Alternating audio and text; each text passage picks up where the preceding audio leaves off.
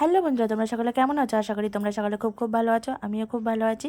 শনিবারের একটা নতুন ব্লগে জাজ লাইফস্টাইলে তোমাদের সকলকে স্বাগত জানিয়ে এখন বাজে সকাল 7টা। এখন থেকে তোমাদেরকে সঙ্গে নিয়ে আমার ব্লগটা স্টার্ট করছি। দেখতে থাকো, সঙ্গে থেকো, পাশে দেখো, ব্লগটা স্কিপ না করে শেষ পর্যন্ত দেখতে থাকো। এটা তো বুঝতেই পারছো আমাদের বাড়ি নয়। আর দেখো, সকালবেলা উঠে তোমাদের সব ফুল গাছেদের সঙ্গে পরিচয় করাচ্ছি। আর মায়ের পুজো দেওয়া হয়ে গেছে। আর দেখো, মায়ের বাড়ি লাকি বাম্বু লাগিয়েছে টবে, সবাই বলে লাগায় দেখেছি। তো ছোট ছোট হয় তো। আর আমলকি গাছ আগে একটা দেখিয়েছি, আর এই একটা দুটো বাবু লাগিয়েছে। বাবু যেহেতু গোসাই হয়ে গেছে, নাকি কৃষ্ণের মানে প্রিয় ফল হলো আমলকি, ওই জন্য আমলকি গাছ লাগিয়ে রেখেছে। আর দেখো, এই লাকি বাম্বুটা কত বড় হয়েছে। অনেকে তো বলে লাগায়, তো পাতাটা ভালো করে হয়ও না। গাছের কাণ্ড থেকে ছোট ছোট পাতা বেরোয়। প্রথমে দুটো দেখিয়ে দিলাম, একটা টবে, ওই একটা দুটো, আর এই একটা তিনটে, আবার এই একটা চারটে। কিন্তু আমিও একটা বাড়িতে লাগিয়েছি, খুব সুন্দর হয়েছে কিন্তু। আর দেখো, এইসব বাবুর হাতের লাগানো গাছ আমাদের কম্পিউটার সেন্টার আছে ওখানে। আর এইগুলো দেখো, চুই গাছ। চুই গাছ হয় না যে মাংসের মধ্যে, ঘুগনির মধ্যে ঠোঁটে দেয়। আর দেখো, মা কুমড়ো গাছ লাগিয়েছে, কত সুন্দর হয়েছে। আমি তো বাড়িতে এইসব লাগাতে পারি না, দেখো। আর এখানে আসলে আমার খুব ভালো লাগে। এই যে লাকি বাম্বু গাছ দেখতে, আমলকি গাছ, তারপরে কত কত ফুল গাছ বাবু লাগিয়ে রেখে গেছে সেগুলো। এই যে দেখো, নীলকণ্ঠ ফুল, কাঞ্চন ফুল, সব গাছে ভর্তি হয়ে রয়েছে। মা তো সকালে মানে তুলেছে। আর টগর ফুল গাছ বড় বড় তিনটে গাছ আছে, আর যেগুলো কিনতে পাওয়া যায় সেগুলোও আছে তিনটে। তো ওগুলো থেকে তোলে না, যেগুলো মানে বড় টগর সেগুলো থেকে তোলে, আবার 3-4 জনে ফুল নিয়েও যায়। তো দেখো, দেখতে খুবই ভালো লাগে। আমার বাড়িতেও আছে জবা ফুল গাছ টাছ, কিন্তু মায়ের এখানে নানান রকমের ফুল গাছ আছে। আর সকালে উঠলে না, এইরকম গাছপালা দেখতে কার না ভালো লাগে। আর আমলকি গাছগুলোর চেহারাটা এত সুন্দর হয়েছে, দেখে যেন একেবারে মন ভরে যাচ্ছে। তুলসী গাছের পাশে একটা লাগিয়েছে। এই যেহেতু ভগবান শ্রীকৃষ্ণের হলো প্রিয় হলো ফল নাকি আমলকি, ওই জন্যই এটা বাবুর লাগানো। আর বাবু অনেক কিছুই জানে, যাই হোক বয়স কম হলেও উনি এই বয়সে অনেক কিছু জানেন। তো আমি তো সকালবেলা গাছপালা দেখছি উঠেই, আমার তো খুব ভালো লাগছে। আর দেখো, গাছপালাগুলো দেখে চলে এসেছি বারান্দায়। আর বোনের সুগার আজকে হলো 6 বছর মতো ধরে। ওর বাচ্চা যখন ওর পেটে এসেছিলো তখন থেকে ওর সুগার। আর সুগার হয়ে গেলে খিটখিটে মতো হয়ে যায়, তো খিটখিটেও হয়ে গেছে। এখন ওই 26-27 বছর বয়স ওর। 26-27 নয়, 28 বছর বয়স, ভুল হয়ে গেছে বলা।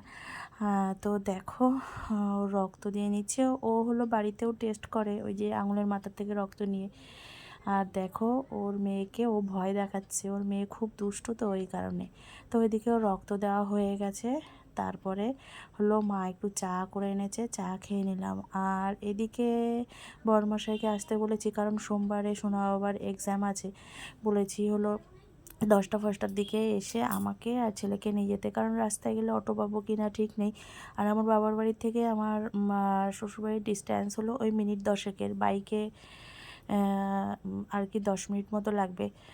তো বড়মশাই স্কুলে যাওয়ার আগে এসে আমাদেরকে নিয়ে যাবে। তো সকালবেলা হলো একটু চা খেয়ে নিয়েছি 7টার দিকে। তারপর মাকে বললাম, মা অল্প দুটো ভাত দাও। তো এখন বাজে 9টা 3 না 4। তো এখন দুটো ভাত খেয়ে নিচ্ছি। পটল আলু ভাজা করেছে মা, আর সয়াবিন আলুর তরকারি। যেহেতু শনিবার, মারাও নিরামিষ খায়, আমরাও নিরামিষ খাই, তো ভালোই হয়।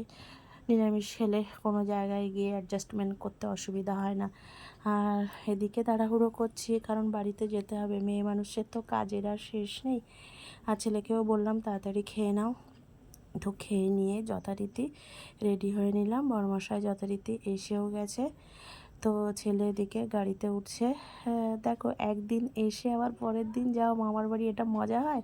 আমি নিয়ে যাব 1-1.5 সপ্তাহ পরে, ওই জন্য আজকে বাড়িতে এখন নিয়ে চলে যাচ্ছি। বাড়িতে এসে শ্বশুরমশাই উনি সকালে সেদ্ধ ভাত করেছিলেন। ছেলে মানুষ তো কী অবস্থা ছিল, চাকতিগুলো সুন্দর করে পরিষ্কার করে, গ্যাসের স্ল্যাবটাকে সুন্দর করে পরিষ্কার করে, গ্যাসের ওভেনটাকে সুন্দর করে পরিষ্কার করে নিয়েছি। আর ওদিকে বড়মশাই শ্বশুরমশাই ভাত খেয়েছে। তো এটাগুলো পেরে নেব।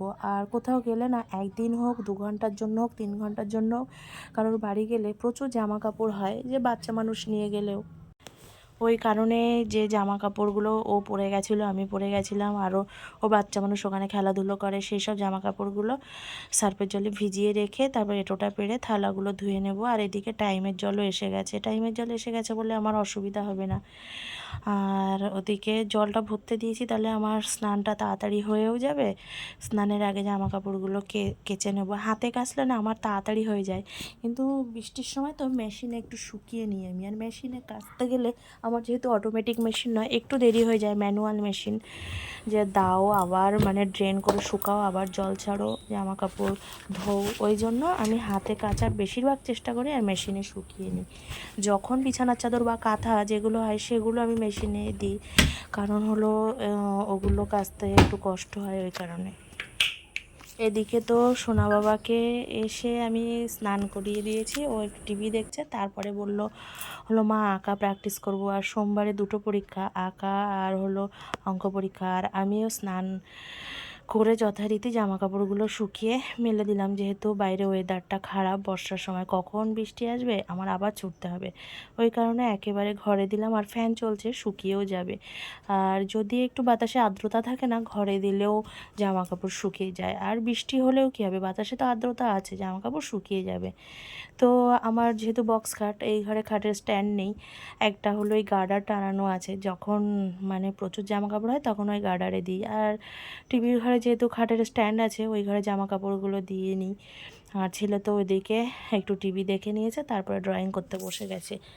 বিকেলে ভাবছি অঙ্কটা আমি ওকে প্র্যাকটিস করিয়ে নেবো। মেয়েদের তো কাজের শেষ নেই না, কোথাও গেলেও কাজ, আবার বাড়িতে আসলেও মানে যেন আরও বেশি কাজ থাকে। বাড়িতে একটা না থাকলে সেরকমভাবে কাজ থাকে না। আর এদিকে আগের দিন কিছু জামা কাপড় শুকিয়ে গেছিলো, ভাঁজ করা হয়নি, তো সেই জামা কাপড়গুলো ভাবলাম ছেলে যখন আঁকছে, হ্যাঁ আমি তো সব কাজগুলো গুছিয়ে নিয়েছি, তো জামা কাপড়গুলো ভাঁজ করে নিই।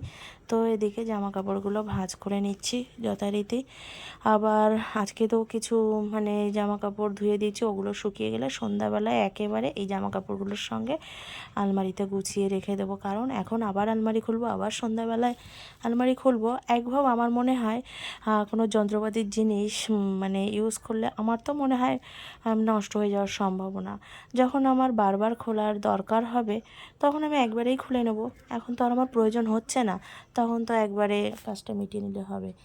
আর আমাদের মেয়েদের কিন্তু এইসব ঘর গোছানোর কাজ যারা আমরা জানতাম না, তারা অটোমেটিক্যালি যখন আমরা সাংসারিক হয়ে যাই তখন শিখে যায়, কারো শেখানো লাগে না, যদি শেখার মন মানসিকতা থাকে। আর যদি মন মানসিকতা না থাকে সেই ব্যাপারটা আলাদাই ধরে নিলাম। আর আমার না কাজ করতে খুব ভালো লাগে গুছিয়ে। এদিকে ভাবি কখন গুছিয়ে কাজবাজগুলো করে একপিঠে হয়ে বসবো, ওই কাজ পড়ে থাকবে, আমি চুপচাপ বসে থাকবো, এটা আমার আবার বাপু ভালো লাগে না। তো যতক্ষণ কাজ থাকবে ততক্ষণ আমি আর কি চেষ্টা করি সকাল সকাল সবগুলো স্টেপ বাই স্টেপ করে নেওয়ার, কারণ পরে ফেলে রাখবো সারা দিন, আর যত বেলা হয়ে যায় না কাজের এনার্জিটা কিন্তু আর থাকে না। সকাল সকাল সব একটানা কাজ করে নিলে একদম ফুল এনার্জি নিয়ে সমস্ত কাজগুলো করা যায়। আর শোনা আবার যেহেতু বইও নিয়ে গেছিলাম আমার বাড়ি, বই টইগুলো এবার গুছিয়ে রাখবো। আর বললাম না 1 ঘন্টা 2 ঘন্টা 3 ঘন্টার জন্য গেলেও সেই কত কাজ। আর বাবু তো বৃন্দাবনে থাকে, মায়ের ওখান থেকে 12-13 জন বৃন্দাবনে গেছিলো, তো তারা কালকেই বাড়িতে এসেছে, তো মায়ের সঙ্গে গেছিলাম। বাবু কিছু জিনিস পাঠিয়েছে, আর এই ধূপটার এত সেন্ট, খুব সুন্দর এই ধূপও আমার জন্য দিয়েছে। আর এই ধূপগুলো এখন খুলতে পারছি না, 2 প্যাকেট দেওয়া হয়েছে আর কি আমার জন্য। ধূপগুলো মানে আমরা যে কাঠি সিস্টেম ধূপ জ্বালাই ওরকম নয়, এগুলো দেখতে শক্ত কিন্তু আলতো, ভেতর থেকে একটু নরম নরম ভাব। 2 হাতে পাকিয়ে কোনো একটা পাত্রের উপরে বসিয়ে দিতে হয়, ধুনোর মতো সেন্ট পুরো বাড়িটা মোমো করে। আর এই যে মুকুটটা আমার খুব পছন্দের, আমার যেহেতু রাধা গোবিন্দের যুগল মূর্তি আছে, ছোট ছোট মূর্তিগুলো হয় না, যদি আলাদা আলাদা মানে মূর্তি থাকতো তাহলে ছোট আর কি পাগড়িগুলো হতো। ছোট পাগড়িও পাঠিয়েছিল, তো আমি ছোট পাগড়িগুলো নিইনি, কারণ এই বড় পাগড়ি আর কি পাগড়িগুলো যথারীতি মানে রাধা গোবিন্দের যুগল মূর্তি তো একসঙ্গে ঢুকিয়ে দিলে হয়ে যাবে। আর দেখো আমার ছেলের আবার রথ দেখার টাকাও জোগাড় হয়ে গেছে মামার বাড়ির থেকে, 200 টাকা হয়ে গেছে। তো বন্ধুরা এখন বাজে 9:15, ছেলের পড়ানো কমপ্লিট হয়ে গেছে। আর ওদিকে রাতের ডিনারে ছিল হলো সিমাই, সেটা তোমাদের সঙ্গে আর শেয়ার করতে পারিনি দুর্ভাগ্যবশত। রান্নাঘরে গেছিলাম হলো ওই 9:15টার দিকে, তো রান্না করতে করতে দেরি হয়ে গেছে খাওয়া দাওয়া করতে, আর মোবাইলটাও নিয়ে যায়নি। তো চলো আজকের ব্লগটা এই পর্যন্ত। আমার এই ব্লগটি ভালো লাগলে তোমরা সকলে like comment share and subscribe করে দিও। টাটা বন্ধুরা, তোমরা সকলে খুব ভালো থেকো ও সুস্থ থেকো। আবার দেখা হচ্ছে নেক্সট কোনো নিউ ব্লগে। আর তোমরা আমার ব্লগগুলিকে বেশি বেশি করে দেখো, আর তোমাদের একটা লাইক একটা কমেন্ট আমাকে ব্লগ বানাতে অনেক মোটিভেট করে তোলে কিন্তু।